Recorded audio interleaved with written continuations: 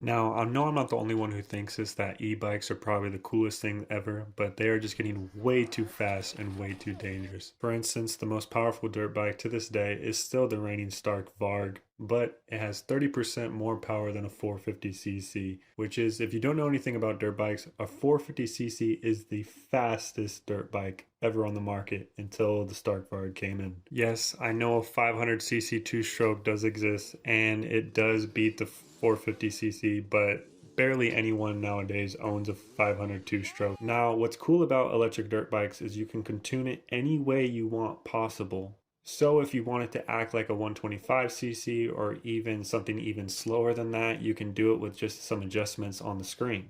And don't get me wrong here, all motorcycles, regardless, electric or combustion, are dangerous no matter what.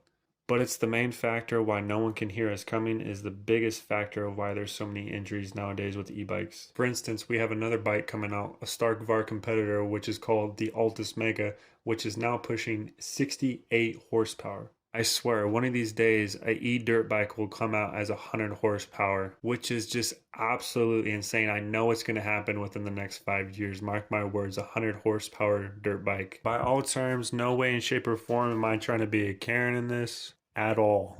I'm just reporting on what's happening. But do I think these things are safer than a normal combustion bike?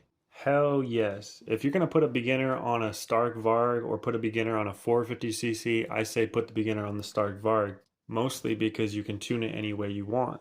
With a 450cc or a 502 stroke, obviously it's a death sentence. One little rip of the throttle and the torque's going to get you off and you're done. Those bikes are so unforgiving and they're not even that fun to ride. They're so fast. Kids are getting way too confident on these bikes on the street, especially, but mostly on the smaller bikes like the Talarias, the Surons, the Ventuses, and the Arctic Leopards. So basically, I hope these kids don't ruin it for everyone, and these bikes don't get worldly banned on the streets.